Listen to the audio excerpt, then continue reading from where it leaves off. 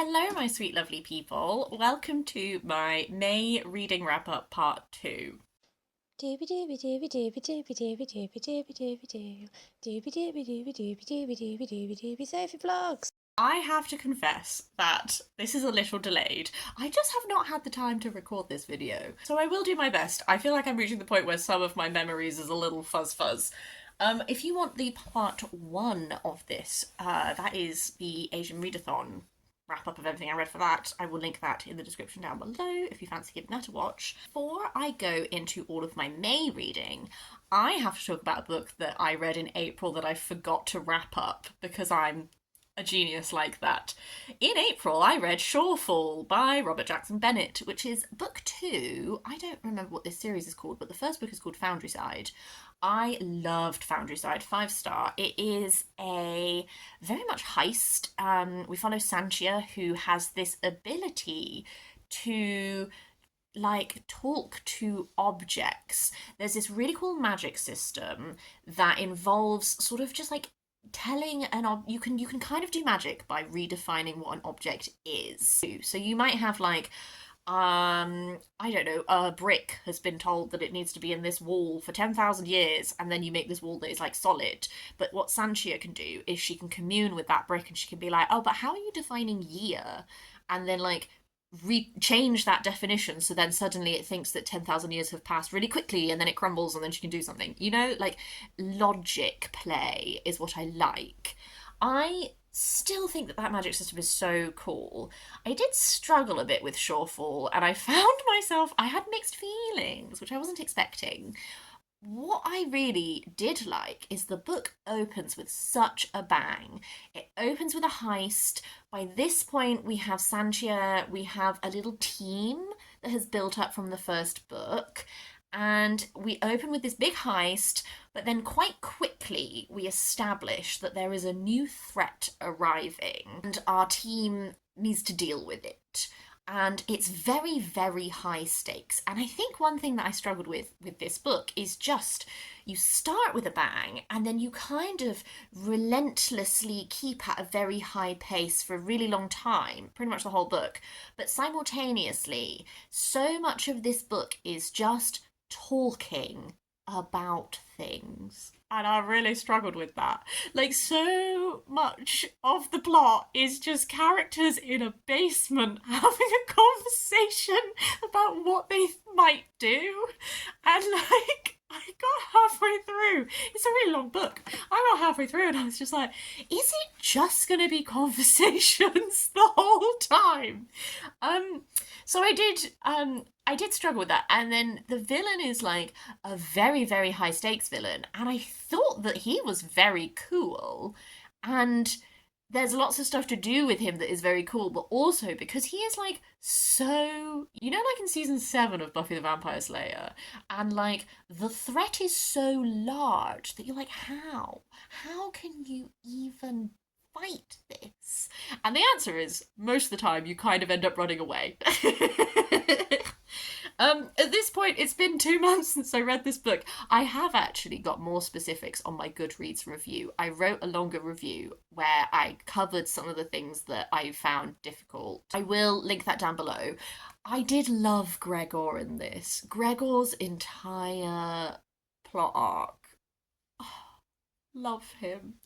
I just think that the other members of the team didn't really get as much time to shine, and they had so many conversations in a basement. That's all I'm just gonna move on. Let's go non-fiction. Book I loved. I loved The Letters of J Tolkien. This is edited by Humphrey, Carpenter with the assistance of Christopher Tolkien. This is a whole bunch of Tolkien's letters. You absolutely need to be a Lord of the Rings interested human being for this to hit. It really hit for me. I think I gave this 5 stars. I don't think this is a flawless book. Man spends a whole bunch of time making excuses to his publishers about why he's not done anything. It's really funny with the knowledge that he used to try and procrastinate. He used to try and make his lectures at university boring so that people wouldn't attend, and then he wouldn't have to give them, and then he could spend time writing. And yet somehow he still never does anything to deadline. How any of his work got published is beyond me. What I did love about this is how much detail you get on just all of these little enrichments of lore, whether that's like linguistic origins for things or further backstory. Like, I have read the Silmarillion, but obviously it was never finished, so you do get glimpses in here of things that are like expansions upon stuff, what is in the actual, like, what is sold to you as the Silmarillion. I turned down a bunch of corners of things that just really, really lit me up, that I found wonderful. I loved all of the Hobbit lore specifically. I will like also acknowledge is that obviously, like, I don't think that all of Tolkien's beliefs were like top-notch great. Like, there's a whole letter that he writes to his son about women, and I was just like, oh baby, no. But I'm also not really surprised that like quite a conservative Catholic man writing at the time that he lived has these views of women, like this sort of putting women on a pedestal kind of vibe thing, and like how men should conduct themselves in relationships and how women should conduct, and all that kind of thing. I was just like, oh, I'm not here for it, but I also like, I kind of expected it, so that didn't really bother me. I just lived for all of the wonderful tidbits that you get. And also just like, there's some really funny bits in this. The book I DNF'd, unfortunately, was Elizabeth and Her German Garden by Elizabeth von Arnim, and I'm really sad about it because this is a lovely edition. It's gifted to Arlette in happy memory from Josephine, July 1936. So it's a beautiful old edition. I just really didn't like it. I read The Enchanted April by Elizabeth von Arnim in April 2020 in the depths of lockdown, and it was wonderful because I couldn't really go outside very much. And it's all about how beautiful this Italian countryside is and all these like women like finding empowerment and all that kind of thing, and I really liked it. Oh god, this was just, I know that this is kind of a satire and kind of that kind of thing, so I was trying to read it with that sort of pointed commentary humour thing in mind.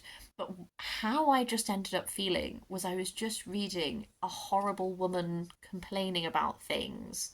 I hate her husband. I think she hated her husband, having read her Wikipedia page. So I think that's quite purposeful. But it has that very upper class snobbery about all of the people who do all of the work for you and all that kind of stuff. And I got fed up and I gave up reading it. I also read The Poet X by Elizabeth Acevedo. This is my third Elizabeth Acevedo, actually. This is a novel in verse, and our main character, she is a twin. She wants to be a poet. She doesn't think that her family will be very accepting of that, and all that kind of thing. I thought that this one was absolutely fine. It didn't like wow me like I think it wowed a lot of other people. I do slightly wonder if that's because I've read two of her later works. So I've read With the Fire on High and Clap When You Land. And I do get this sometimes when I read an author's later work and then I'm like, oh, I'll go and read like their earlier stuff. I like it, but I don't love it as much because I have in my mind like their later stuff where they've developed further and all that kind of thing. So I don't think it's bad at all, and I do get why loads of people really love and connect to it. I'm reading less young adult fiction because in a shock twist I'm not a young adult anymore, and therefore they're not geared towards me as a reader, as they should not be. I should not be their target reader. I can really see how young adults who read this will really connect with a lot of the stuff in it. I was just a little bit disappointed in the ending by how forgiving we are of certain people that I just thought were not needed to do a bit more, I think, in my mind, to earn that forgiveness. My mum lent me The Button Box, The Story of Women in the 20th Century, Told Through the Clothes They Wore by Lynn Knight. It's what my mum refers to as a darling little read. It's working her way through her button box that is her family button box. So every chapter is about a different button, and it is a mix of personal memoir that is to do with this specific button and the role it had in her family, and then using that as a jumping off point for discussing broader historical topics. I will say this is all very, very modern history. I think the latest it gets is like Victorian, when it talks about jet buttons and mourning. All of the rest of it is very much like living memory history. Not inherently a problem. I think what I found with this is that I just wasn't very interested in her stuff. And then because the history we're exploring is all quite contemporary, I just have a preference for older history. And quite a lot of the stuff that she was talking about was stuff that I was like, yeah, okay, like I know about the role of, I know about like Jet and Morning and all that kind of, like it was just lots of stuff there. I think it is a perfectly lovely little read, but it didn't blow my socks off. But I do think it is a perfectly lovely little read, and if you are wanting to dabble in a little bit of dress history, a little bit of memoir, it's definitely a fun little read. The other book that my mum lent me is The Old Ways by Robert McFarlane, A Journey on Foot. And he is just walking tracks, holloways, little footpaths, and all this kind of thing. I thought that I was going to give this 5 stars because I've heard such good things about Robert McFarlane. Some of this rubbed me the wrong way. Some of it I really enjoyed. Like, it started off so strong. First chapter, I was like, absolutely, this is my jam. Yes. It's that classic mix of nature writing where you are doing very intense descriptions of where you are walking, the routes you are doing, all that kind of thing, but you're also mixing in the history of where you are, linguistics, other references and that kind of stuff. And I did enjoy chapters of this. Some chapters really strong. The bits that I didn't like as much is, as a start point, there is a poet who he is very passionate about, Edward Thomas, and he talks about him. There's a whole chapter that's all about Edward Thomas quite a lot, and Edward Thomas's poetry is just not really my bag. I did know it already coming into this, and I kind of was like, oh yeah, that guy. But I was just not really very interested to learn about him. Whereas stuff like when I read H is for Hawk by Helen Macdonald, and that has like half of the narrative is about T.H. White and how badly he raised a hawk. Loved that. Was very into that. So sometimes it does work for me. It's just in this case I just wasn't that interested. And then 2 or 3 chapters in this really didn't work for me. There's one where he meets this artist who used deception to acquire a person's skeleton. This person had specified that they wanted to leave their skeleton for science, and so he pretended that he was a scientist, but he's not. He's an artist. So he has this guy's skeleton, and he really wants to do this art piece where he like drills a hole in a rock and buries the skeleton in it, which I just think is so disrespectful for someone's remains. This guy is like originally from like South America or something, and he like imported his body, and I just think that at some point you have to remember that that was a person. Oh, that really rubbed me up the wrong way. This guy is also very into hunting and eating off the land. So he shoots loads of birds, some of which I'm concerned are in danger. Like, I'm not sure he should be eating all of these birds. It's just like that whole chapter and how they're interacting with art and using remains of things, like, it didn't work for me. And there was an element in this of othering certain cultures. One chapter that initially was really impactful is that he has a chapter about going to Palestine with this Palestinian friend he has, and his friend takes him on this walk and is talking to him about how it's really dangerous for them to be walking like this because they could be, at any point, they could be suspected of doing things and punished and all this kind of thing, and how dangerous it is, but how he continues to do it because it's freedom and all this kind of thing. And this person's family he's talking to, and this woman starts explaining to him about how at one point she wrote to the president of America, and she was like, I didn't think he was going to do anything, but he needed to hear my story. And then he just literally writes the line, I stopped listening, and then just starts talking to you about like a linguistic etymology. And I was like, that's so disrespectful to this woman who is like telling you her story. Like, why are you here? I don't know. So there was this element of like how he interacts with some people and how he talks about like the countryside of walking around the UK versus when he's in other places abroad. I don't know.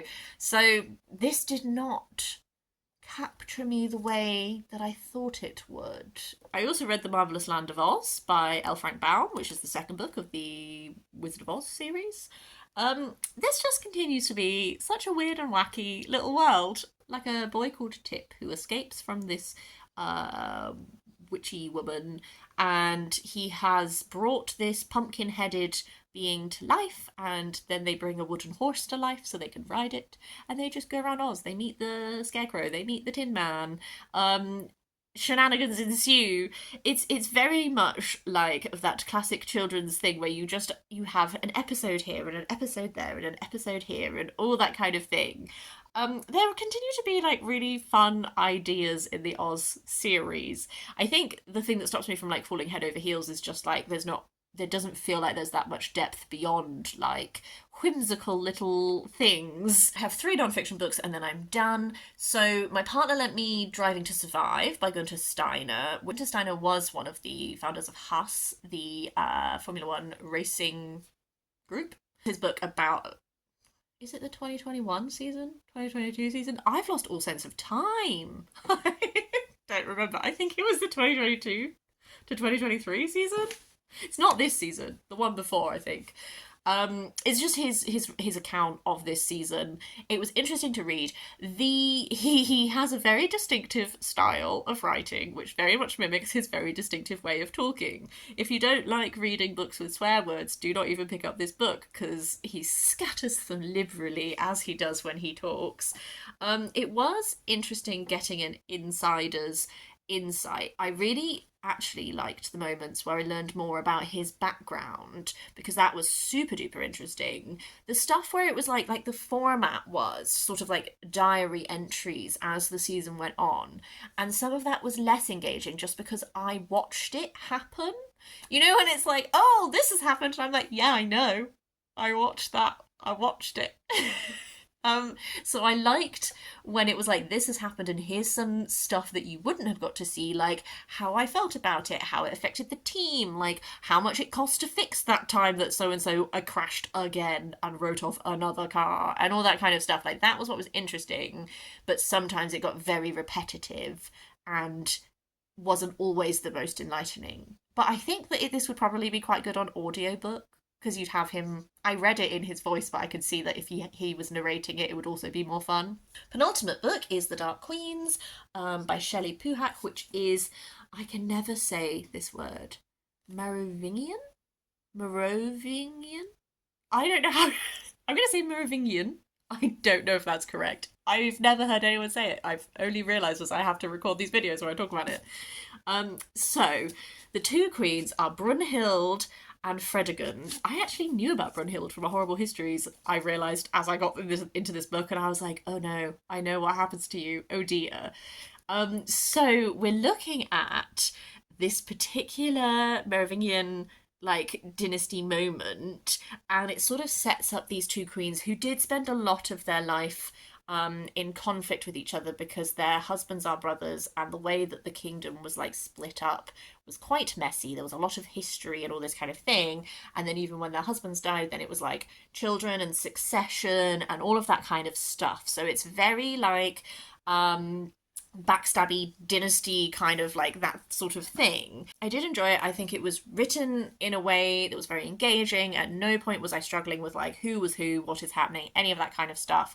I do think that this has a bias. I think that Brunhild is presented to you much more positively than Fredegund is, and in a way that kind of felt like the authorial preference coming in, just in regards to like when we're drawing on sources, like with Brunhild, whenever Brunhild did something that was maybe negative, we sort of had a discussion about what source is this from? What perspective are they coming from? What prejudices might they be bringing into it? Can we unpack from that? How likely is this to be true?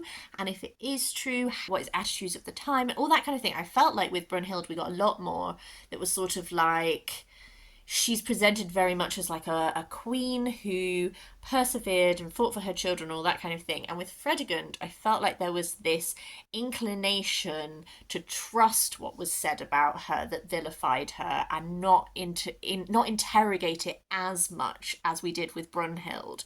Because I think realistically, to be a royal and hold power and maintain your holdings involves a level of having to be cutthroat. And I think that how things get immortalized in history says so much about who is immortalizing them, etc., etc., etc. That grace was not always extended to Fredegund. Like, both women, I think, have done some bad things, but Fredegund, it felt like we always lent on believing that the worst of. I don't know. It's hard to say that because I am familiar with Brunhild, and I'm not really very familiar with Fredegund and all that kind of thing. So I'm in no way an expert or anything. It's just the sense while reading it is that whilst we're exploring both of these queens, it just felt more favourable to Brunhild. But it was still interesting, and I really enjoyed it, and it was very illuminating. And I love this cover. I love the purple. I just think it pops really nicely. My final book is Bad Gays, A Homosexual History by Hugh Lemmey and Ben Miller. This was another book that I thought was going to be 5 stars, and actually I'm really conflicted of. Why is this such a recurring thing at the moment? Bad Gays is based on a podcast, which I've never listened to. I would be interested in listening to it. And the introduction was very interesting, and it set it up with being like, we talk about Oscar Wilde so much, but we never talk about Bosie, who was the man he was with. It was Bosie's father that took Oscar to court. It was Bosie's father that accused Oscar of things, and then Oscar took him to court for defamation, and then he lost, and then he ended up in prison, etc. And sort of the introduction was talking about how there have always been these people who fight for positive change, etc., but also there have always been gay people who do bad things, and all this kind of thing. And the introduction made it sound like they were very specifically going to be focusing on, like, white gay men. Then the book went on, and my first sort of stumbling block with it was that I didn't really feel like we ever really defined what bad is in our parameters, because, like, one guy was just in Renaissance Italy writing a bunch of, like, bawdy things and like satire of rich people and all this kind of thing, and it was just like he wasn't really bad, like and it was just like he was like not adhering to morals of the time. And then there's a whole chapter that's just on like gays in Weimar era Berlin who are like actual Nazis, and I was like, I don't think these are comparable. And then also with this aspect of the introduction did set me up to think that it was going to be focusing on just white gay men. One woman in this, and then there's one Japanese man who is focused on. And then all of the rest of them are white men, but some of them are bisexual and not gay. And I think the thing is I think that thing is if you're going to include one woman and one person of colour, why not more? If we're not sticking to that thing that's in the introduction that's like, oh, I'm specifically looking, like, if we're not doing that, why only do one? My final thing would be, is that some chapters, great, had a really strong sort of point to them. Other chapters I felt got very, very bogged down in the biographical information of people, to the point where it was like, sometimes I struggle with sort of non-fiction books that are trying to be maybe lighter and accessible, which is a great thing. Sometimes it feels like I've just read a chapter that is a Wikipedia plot summary, rather than a chapter of a book that is like making an argument and like doing something with that information. So some of these chapters really they had points, and they were like using this person and unspooling things and examining it, and I really liked those. But there were lots of chapters where I was just like, okay, I guess I know things about this person now.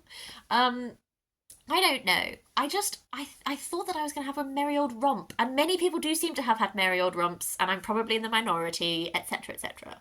But I wanted more. So hey ho. Um, that's everything that I read in May. I would love to hear your thoughts on any of them. I feel like I've had really mixed feelings on things in that month. I don't know why. I don't know why. I think maybe that's why I'd be particularly interested to hear other people's thoughts because I don't I wonder if I'm being an anomaly. Maybe it was the May mood. I don't know. But yes, I would love to hear from you if you want to leave a comment down below. Otherwise, I hope you're having a really lovely day, and I will see you next time for something different.